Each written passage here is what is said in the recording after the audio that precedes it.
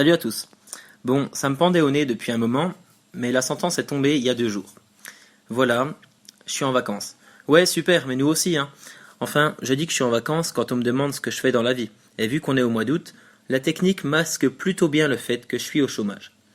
Souvent, je suis en slip dans ma salle de bain et je cherche un bon son pour me laver. Mais je passe plus de temps sur YouTube que sous la douche. Alors je vous raconte un problème perso maintenant, parce qu'on m'a conseillé de le faire, mais aussi parce que je pense pas être le seul dans ce cas. Je partage ça avec vous parce que je vous fais confiance, vous les 8 qui regardez cette vidéo. Autrement, ça serait gênant pour moi.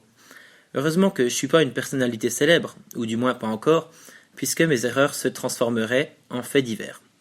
De voir les politiques bafouiller comme Muriel Pénicaud lors d'une situation embarrassante, ça me rassure sur un point. Les manières n'altèrent pas la notoriété d'un homme, mais peuvent entraîner des situations gênantes. Par exemple, vous pouvez manger un yaourt de la façon que vous voulez.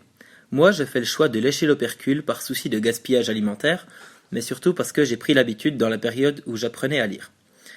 Si je mange mon yaourt à la vue de tout le monde, le lendemain je lirai dans la presse médiatique « Le sosie de Jason Statham mange ses danettes comme un enfant ».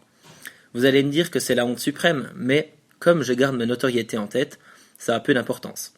Regardez les anges de la télé-réalité. Enfin, non, regardez pas, mais je vais prendre leur exemple. Ils sont connus partout en France pour endurer des moments de honte par dizaines. Résultat, on parle encore plus d'eux et la vie continue.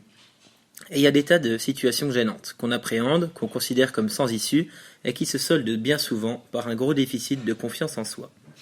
Mais n'hésitez pas à prendre les devants, et même si vous croyez qu'il y a un ordre dans les sujets de conversation, détrompez-vous. Moi je suis un spécialiste. Je me surprends souvent à parler de la voiture des parents de mon interlocuteur sans même connaître son prénom. C'est le coup de la charrue avant le tracteur. Ou des bœufs, c'est quoi l'expression déjà? Enfin peu importe. Avant de vous faire labourer, interrompez votre interlocuteur en lui demandant simplement son prénom. Et il y a toujours moyen de se rattraper. Toujours. Ça dépend encore de ta notoriété. Récemment, Donald Trump a reçu des victimes d'une catastrophe naturelle. Il a écouté leurs émouvants témoignages pendant de longues minutes avant de demander où se situait leur pays. Oups, alerte malaise. Mais Donald Trump, il peut passer pour qui on veut. Il reste droit dans ses mocassins taille 48. Il se contrefiche de l'avis qu'on a de lui, car il est intouchable en tant que président des États-Unis. S'il veut manger sa pizza crue, il la mangera crue, peu importe les conséquences médiatiques. Enfin, redescendons à notre niveau, au niveau de la classe populaire, entre guillemets, où la gêne est souvent moins assumée. Quand je croise des gens que je connais et que j'ai pas vus depuis plusieurs années, c'est étrange, mais je sais pas si je dois aller les saluer ou ne pas y aller en pensant que la relation qu'on avait s'est évaporée. Et il y a des trucs gênants, ou pas d'ailleurs, qui deviennent parfois traumatiques. J'ai aidé des potes dans leur déménagement en début de semaine, et depuis cette journée où je les ai maudits d'avoir emmené trop de choses, je vois absolument tout en poids. Regarde, c'est mon fils Ethan, il a 7 ans. Oh, je dirais 20 ou 25 kilos. Si tu le prends par les pieds, ça passe. Il y a 3 étages, on fera une pause. Allez, 1, 2 et 3. Même si les moments embarrassants reviennent, soyez en paix avec et tentez encore de les abolir. Moi, quand je rentre dans une boulangerie et qu'il y a plusieurs personnes devant moi, je dis un bonjour général. Et quand c'est à mon tour, la boulangère me dit bonjour, mais je ne sais jamais si je dois lui répondre, étant donné que j'ai déjà dit bonjour en entrant. Enfin, je vous laisse partager vos moments de honte et de gêne profonde en commentaire, et n'oubliez pas les 2 solutions qui s'offrent à vous.